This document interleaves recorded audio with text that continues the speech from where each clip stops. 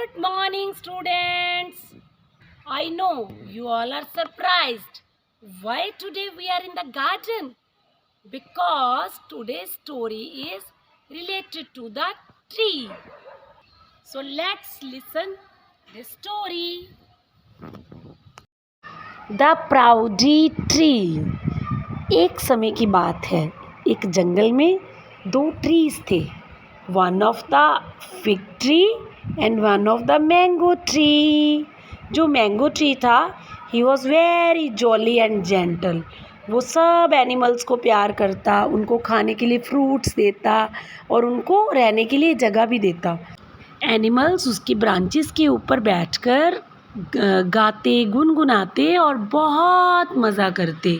वहीं दूसरी तरफ द फिग ट्री, वो बहुत गुस्से वाला था और उसको बिल्कुल अच्छा नहीं लगता था कि कोई उसकी ब्रांचेस पर आकर बैठे.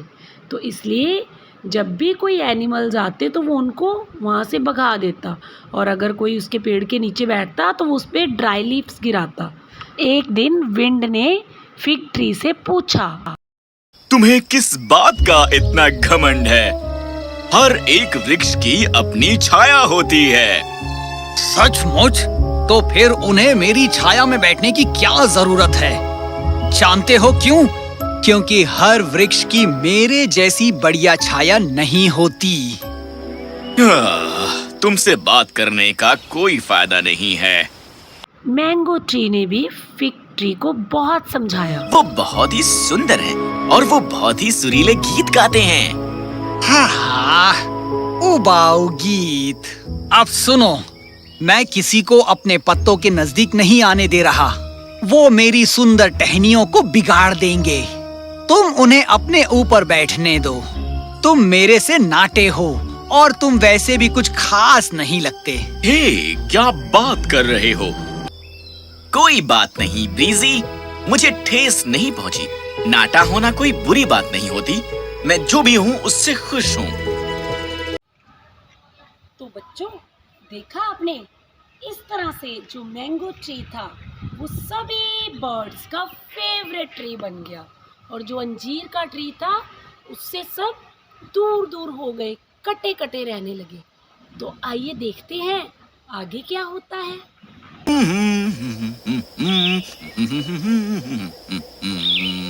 हाँ.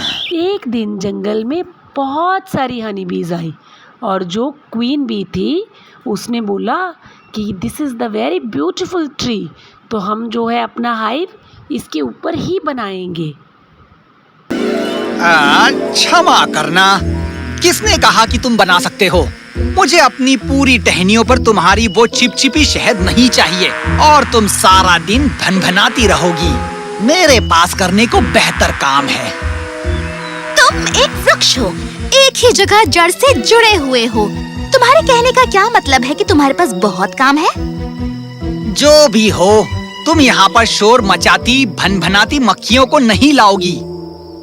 देखो अंजीर, वो मधुमक्खियाँ हैं. मधुमक्खियाँ प्रकृति के लिए बहुत ही महत्वपूर्ण हैं.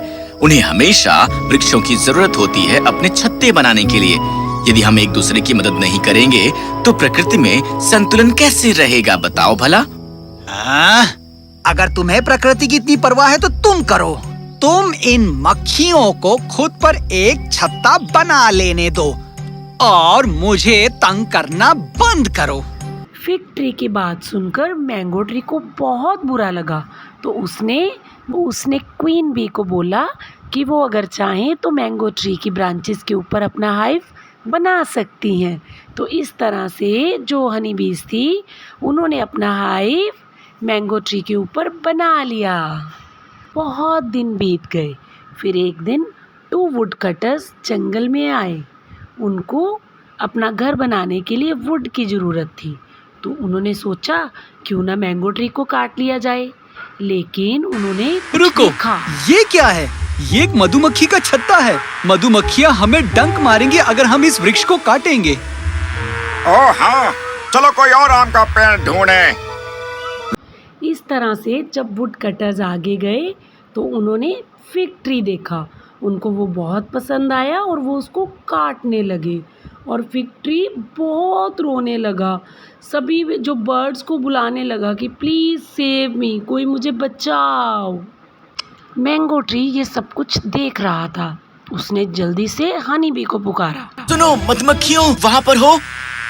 कहो मैंगो, क्या हुआ? अंजीर मुसीबत में है, हमें उसकी मदद करनी चाहिए। ओह, कृपया करके। वो बस खुद के बारे में ही सोचता है। वो जंगल की हर चीज पर नाराज रहता है। हम उसकी मदद क्यों करें? जी, अंजीर ने हमारे साथ जैसा भी व्यवहार किया है वैसा हमें नहीं करना चाहिए। सही कह रहा है। हमें अंजीर की मदद करनी होगी। आओ मेरे दोस्तों, बाहर आओ। अंजीर के पेड़ को हमारी सहायता की जरूरत है।